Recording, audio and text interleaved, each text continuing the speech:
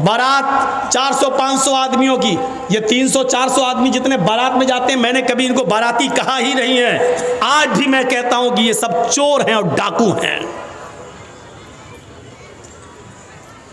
बुरा लगता है। हाँ, अल्लाह के नबी ने फरमाया, जब लड़की वाले के यहाँ, जब तुम खाना खाने जाते हो लड़की वाले के घर, दखला सारिकन व खरज सारिकन, चोर बनकर दाखिल होते हो और डाकू बनकर निकलते हो।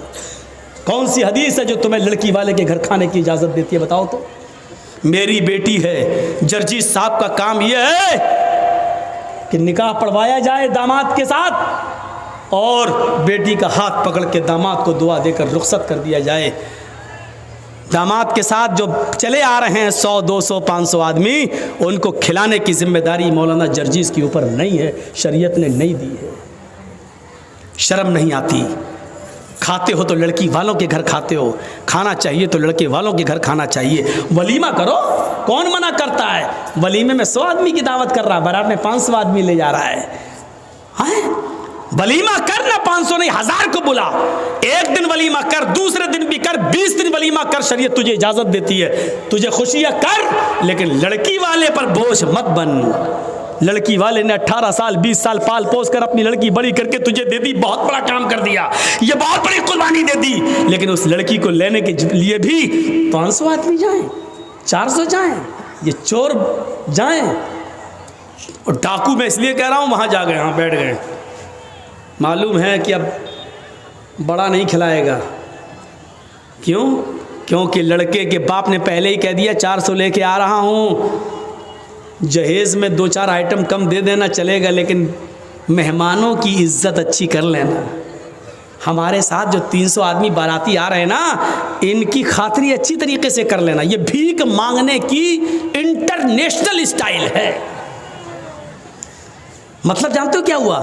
मैं जर्जीस साहब का बेटे की शादी, जर्जीस साहब क्या कह रहे हैं सुनो, मोटर आइटम 1-2 कम कर लेना जहेज़ में चलेगा, लेकिन 250-300 आदमी जो लेके आ रहा है ना, इनकी खातिरी ज़रा अच्छी कर देना। ये अच्छी कर देने का मतलब समझ रहे हैं आप? मतलब बड़े का आइटम नहीं, सब मटन रहना चाहिए, चिकन भी पोल्ट्री वाला नहीं, देसी रहना चाहिए। ये भीख मांगने की एक नई स्टाइल है, इंटरनेशनल स्टाइल। और जो ये कहता है तू कितना बड़ा अमीर बना हो, चाहे कितना साहूकार, मौलवी जर्जीस कहता है तू इंटरनेशनल भिखारी है। जा, बुरा लगता है तो लगता रहे, तेरा अमीरपन और तेरा साहूकारीपन मेरे जूते के बूट के नीचे नहीं समझता तुझे कुछ। क्या करेगा तू, मेरा कर ले। लड़की वाले पर बोझ बनेगा, लड़की वाले के यहाँ खाना खाएगा, लड़की वाले के यहाँ बारात में 250-300 आदमियों को लेके जाएगा। लड़की वाले के ऊपर कोई जिम्मेदारी आयत नहीं होती है कि वो सबको खिलाए। इस चीज़ को ख़त्म करिए समाज से। और इंटरनेशनल भिखारियों को देखिए, कौन बाइक दे देना, मेरा लड़का 5 लाख की दुकान पे बैठता है, तू 50,000 की बाइक भी नहीं दे सकता? अबे कटोरा लेके भीख मांगना। दरवाजे पर जर्जीस के जब कोई लंगड़ा आदमी आता है तो 10 रुपए देने में फख्र होता है कि चलो पैरों से माजूर है, कमाने के लायक नहीं है। एक अंधा आता है, 100 रुपए देने में अच्छा लगता, आंखों से अंधा, कमाने के लायक नहीं है। इन बेचारों को भिखारी समझकर दे देता हूं, ये बेचारे कमाने के लायक नहीं है। दोनों हाथों से मजबूत, हट्टा खट्टा, मोटा ताजा तंदुरुस्त अमीर बाप की बिगड़ी हुई औलाद, और अपने लड़के के नाम पर मोटरसाइकिल मांग रहा है। ईमानदारी के साथ बताओ, अंधा लंगड़ा लूला जो अल्लाह के नाम पे 10-20 रुपए मांगे वो बड़ा भिखारी है, या जो अपने बेटे के नाम पे बाइक मांगे वो बड़ा भिखारी है? मौलवी जर्जीस की नजर में इंटरनेशनल भिखारी वो है जो अपने बेटे के नाम पर बाइक मांग रहा है। तू इंटरनेशनल भिखारी है बेईमान, कमीने। तू उस भिखारी से बड़ा है जो लंगड़ा और लूला और अंधा और अपाहिज है। तू उस भिखारी से बड़ा है, तू इंटरनेशनल भिखारी है। शर्म आनी चाहिए, शर्म। तो ये चीज़ें हमें अपने समाज से दूर करने की ज़रूरत है। हज़रत उमर फारूक के ज़माने में तो एक एक चीज़ पर नज़र रखी जाती थी, एक एक चीज़ पर। हज़रत उमर रात की तारीकी में गश्त कर रहे हैं। अब देखिए, अच्छा यहाँ देखता हूँ मैं, बस मैंने देख लिया है। अब सुनिए, मेरी नज़र में आ गया, मेरी आंखों ने फ़ोटो खींच लिया उसका। हज़रत उमर रात की तारीकी में गश्त कर रहे हैं, एक दरवाजे से के पास से गुज़रते हैं, अंदर एक औरत के कराहने की आवाज़ आती है। आगे बढ़ते हैं तो सुनते हैं कि एक औरत शेर पढ़ रही है, और शेर पढ़ते हुए कह रही है, अगर मुझे उमर के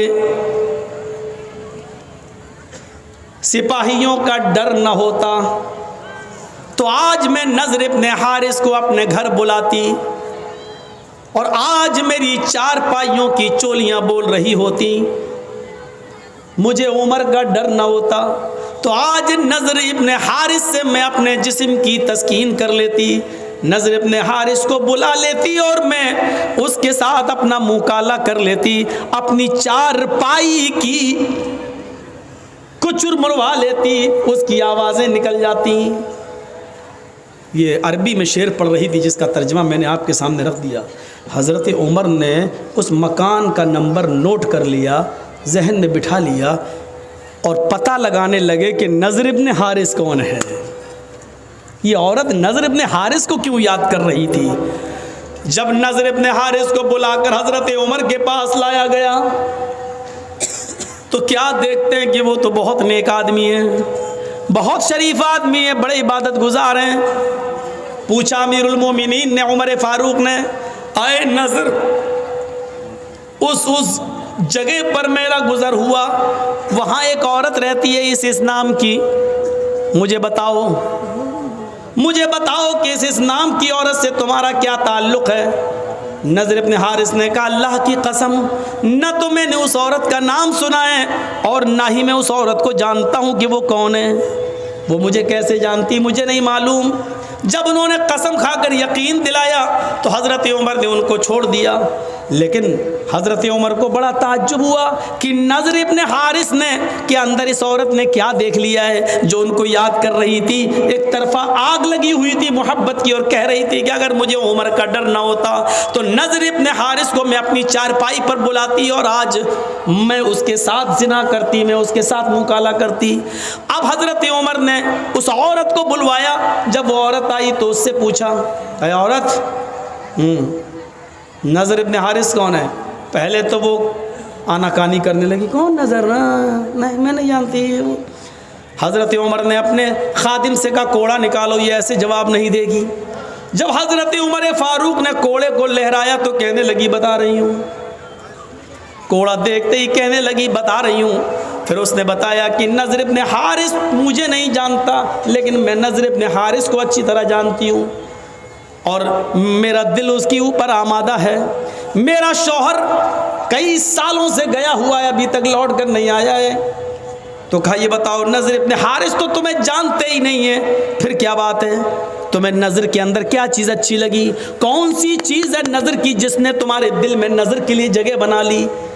औरत कहती है, अमीरुल मोमिनीन, हमें नज़र इब्न हारिस के आगे के बाल बहुत अच्छे लगते हैं, उनके जुल्फ़ें बहुत अच्छी लगती हैं। जब वो अमामा या पगड़ी उतार लें तो उनके बाल आगे के बड़े खूबसूरत हैं, और इन बालों की वजह से मेरा दिल नज़र इब्न हारिस के ऊपर आ गया। आपने कहा, जाओ। अब नज़र इब्न हारिस को दोबारा बुलाया गया।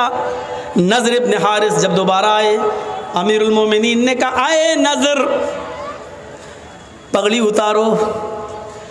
नज़र इब्न हारिस ने जब अमामा उतारा, पगड़ी उतारी, तो क्या देखते हैं कि इधर के आगे के बाल वाकई उनके बड़े हुए हैं। यहाँ आप पीछे के बाल बढ़ा सकते हैं थोड़े बहुत, यहाँ तक, यहाँ तक, यहाँ तक, लेकिन आगे के बाल आप, ये जुल्फ़े जो होती ना, कभी देखा, कभी कभी कुछ लोग तेरे नाम,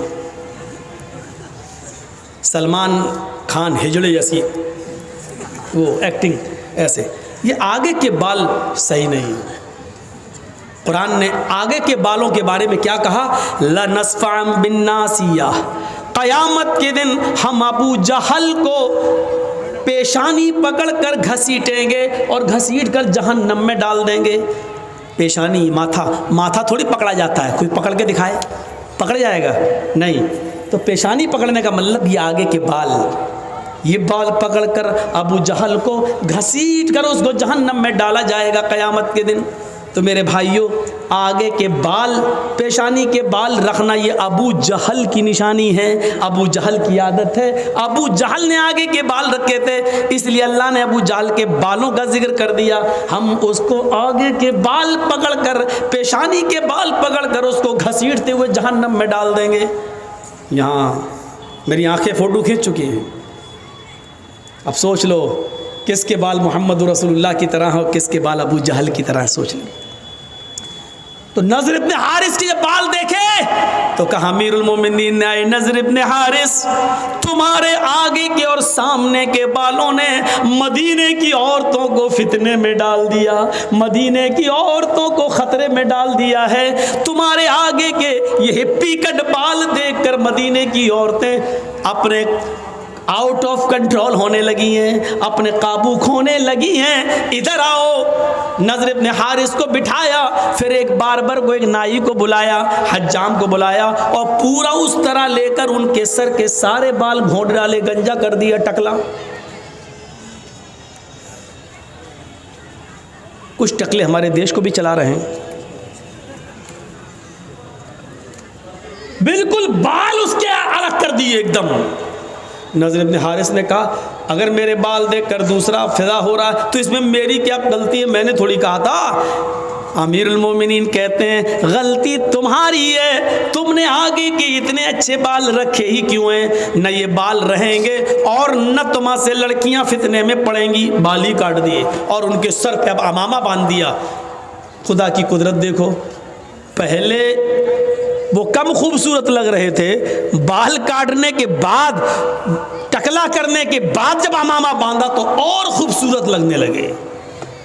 अब मदीने की एक लड़की उन पर फिदा होती थी, बाल कटने के बाद, अमामा बांधने के बाद 10-10 लड़कियां उनके ऊपर फिदा होने लगी। हज़रत उमर ने कहा यार ये तो मामला ही अजीब हो गया, उल्टा हो गया। मैं तो बाल काट के भी सही नहीं कर पाया, पहले तो एक लड़की मर रही थी, अब तो 10-10 मरने लगी। तो कहा मेरा क्या कसूर है? कहा तुम्हारा कसूर नहीं है, लेकिन तुम्हें अब मदीने में रहने की इजाज़त नहीं मिलेगी। तुम जब तक मदीने में रहोगे तो मदीने की लड़कियां फितने में मुब्तला हो जाएंगी, इसलिए सारी लड़कियों को तो मदीने से निकाला नहीं जा सकता, तुम्हें हम मदीने से निकाल रहे हैं। कहा अमीरुल मोमिनीन मदीने से निकाल के आप जहाँ भेजेंगे वहाँ की लड़कियाँ फितने में पड़ेंगी। कहा कि मैं ऐसी जगह तुम्हें भेज रहा हूँ जहां मुसलमान नहीं होंगे, हम तुम्हें ईसाइयों की बस्ती में भेज रहे हैं और तुम्हारे ऊपर ये जिम्मेदारी डाल रहे हैं कि तुम वहां जाकर दीन की तबलीग करोगे, दीन की दावत दोगे, दीन का पैगाम पहुंचाओगे। वहां रहने के बाद अगर कोई इस्लाम ले आती है और उसके बाद तुमसे शादी करना चाहती है तो शादी करने में कोई हर्ज की बात नहीं है, कम से कम मदीने की लड़कियां तो फितने में महफूज रहेंगी, फितने से। नज़र इब्न हारिस को दूसरी कंट्री में भेज दिया, दूसरे शहर में भेज दिया और जिम्मेदारी दे दी कि इतने महीने में, इतने दिन में इतना इतना काम, इतना दावत, इतनी तबलीग करके और पूरी एक लिस्ट बनाकर हमें भेजो। जब दिन भर काम ही में रहोगे और फिर ये ईसाई होने की वजह से शायद मुसलमान समझकर तुमसे प्यार ही ना करें, इसलिए तुम इनसे दूर रहना और तुम भी और इनके फितने में मत आना। तो मेरे प्यारे साथियों, हज़रत उमर ये करते थे, एक के बड़े बाल देखे तो उसको भी काट डाले। हमारे समाज के अंदर अभी कोई लड़का किसी लड़की को लेकर भाग जाए, पंचायत बैठ जाएगी, दूसरे दिन मुखिया आ जाएंगे, सरपंच साहब आ जाएंगे, साहब तेरा लड़का उस लड़की को लेकर भागा, हाँ क्या हो, 2 लाख रुपए जुर्माना दो, उसकी लड़की की ज़िंदगी बेकार हो गई, बेचारी बदनाम हो गई, या इस लड़के के साथ अब निकाह करो, चलो, या तो निकाह करवा दिया जाएगा या जुर्माना मुतय्यन कर दिया जाएगा। जिस तरह लड़का लड़की को लेके भाग रहा है उसकी पंचायत तुम बिठा देते हो। समाज के अंदर किसी के आगे के बड़े बाल हैं, कितनी पंचायतें बिठाई हैं। शराब कोई पीता है समाज के अंदर, कभी पंचायत बिठाई है? नमाज नहीं पढ़ते हैं लोग, मस्जिदों के सामने चाय की होटलों पे बैठे रहते हैं, इन पंचों ने कभी बैठकर उन बेनमाजियों के लिए कोई मीटिंग की है? नहीं मेरे भाइयों, समाज का एक बड़ा हिस्सा है, आपको ये करना पड़ेगा, आपको ये करना पड़ेगा।